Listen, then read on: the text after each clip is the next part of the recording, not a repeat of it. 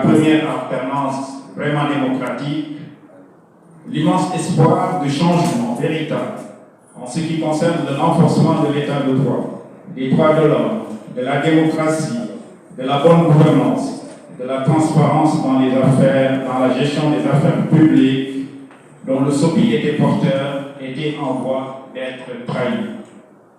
En effet, la constatation faite était déjà aux antipodes des propos que le président Wade avait tenus dans son discours à la Nation du 3 avril 2000, où il insistait sur sa volonté de mettre fin aux improvisations, aux approximations, aux pratiques de commission plus ou moins occultes, à la corruption, à la concussion, au surcoût dans les marchés publics de l'État et à l'absence de transparence dans la gestion des affaires publiques.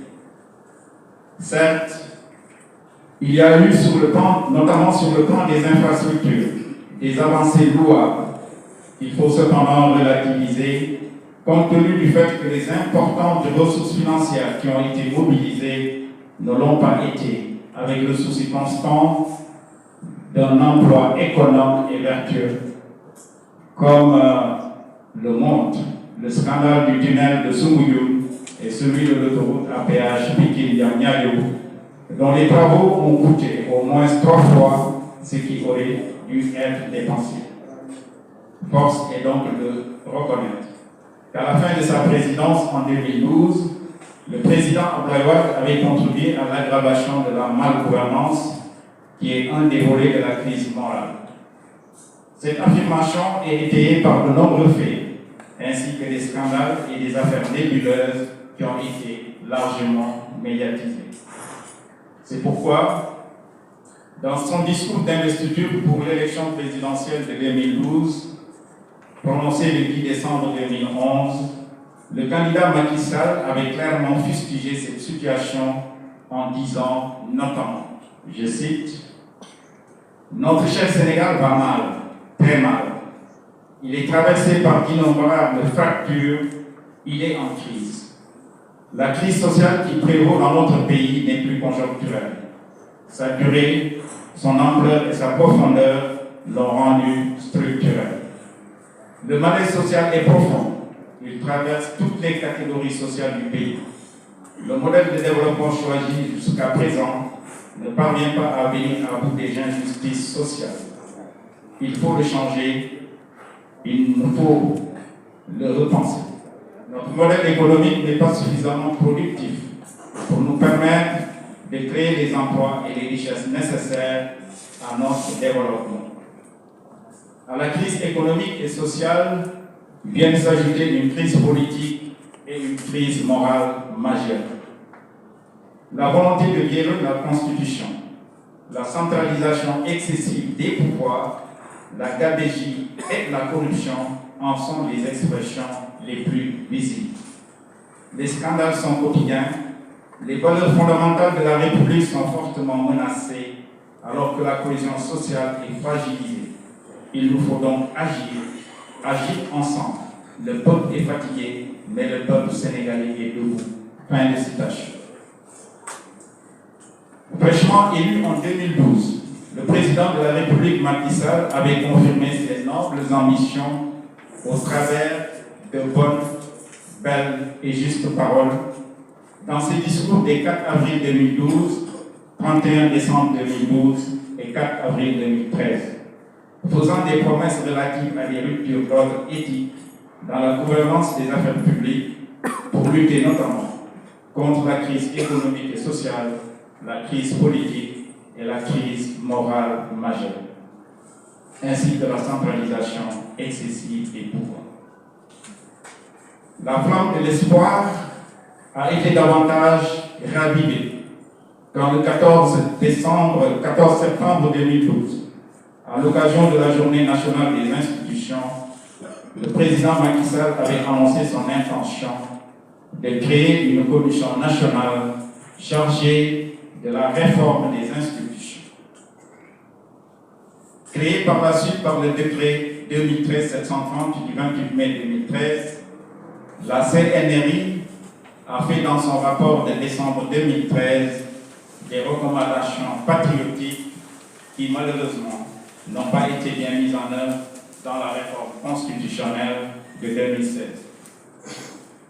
Toujours dans l'euphorie des premières années de l'exercice du pouvoir, le président Macky Sall avait pris d'excellentes décisions en dotant le pays en 2012 d'un code de transparence dans la gestion des finances publiques et en créant l'Office national de lutte contre la fraude et la corruption. À moins de 6 mois de la fin de son deuxième et dernier mandat, force est de reconnaître qu'à la suite des réalisations de son prédécesseur, des avancées non négligeables ont été obtenues dans divers domaines, comme celui des infrastructures, même s'il n'y a rien de plus normal dans ces accomplissements, compte tenu de la hausse vertigineuse qu'a connue le budget de l'État entre 2012 et 2023, avec un accroissement de la dette publique à la limite du soutenable. En définitive, la vérité commande de dire que le président Macky Sall s'est inscrit du point de vue du mode de gouvernance dans la continuité de son prédécesseur et qu'il n'a donc pas apporté les changements qui étaient attendus de lui en ce qui concerne le renforcement des règles et principes garantissant le bon fonctionnement de l'État. Cette affirmation est soutenue par de nombreux faits, y compris de multiples scandales et affaires nébuleuses qui ont largement été évoquées par les médias. Le président Macky Sall a donc visé le rêve dont son programme Yonou Yokouté était porteur. Aggraver la malgouvernance et maintenir le pays à un niveau de pauvreté et de sous-développement qui en fait le 170e sur 191 pays du monde et 34e sur 53 pays africains, suivant l'indice de développement humain du Programme des Nations Unies pour le développement de 2021.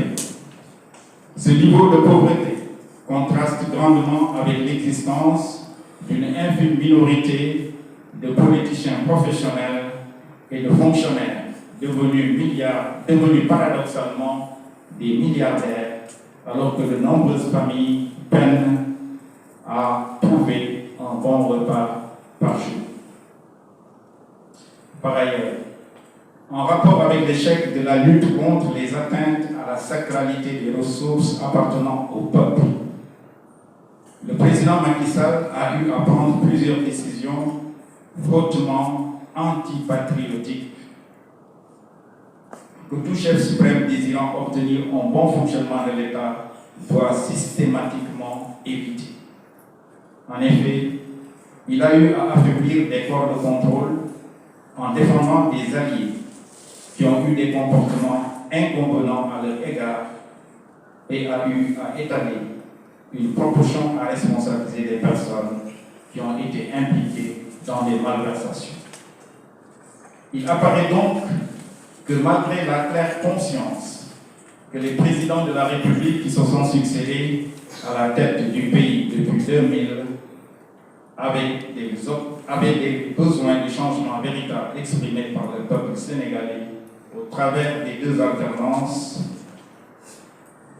ils n'ont pas pu apporter patriotiquement, en toute vérité, justice et équité, les ruptures d'ordre éthique dans la gouvernance des affaires publiques. Ils ont conséquemment causé d'énormes préjudices immatériels et matériels à l'État et aux populations, notamment celles les plus démunies, qui sont les principales victimes collatérales de toutes les injustices et malversations. L'élection présidentielle de 2024 va se dérouler dans un contexte différent de celui de 2000 et de 2012. Elle sera marquée par l'exploitation du pétrole et une production plus soutenue du gaz et des ressources minières, qui attisent déjà des convoitises intérieures et extérieures. Tous les Sénégalais doivent conséquemment prendre conscience du fait que notre pays est devenu plus vulnérable à ce qui est communément appelé la malédiction de l'or noir. La perpétuation de la malgouvernance au-delà de 2024, dans le contexte susmentionné, va très certainement générer une amplification des accaparements, des égoïsmes, des vols de toutes sortes, des tromperies, des mensonges, des hypocrisies, des magouilles, des combines et des rivalités politiques malsaines.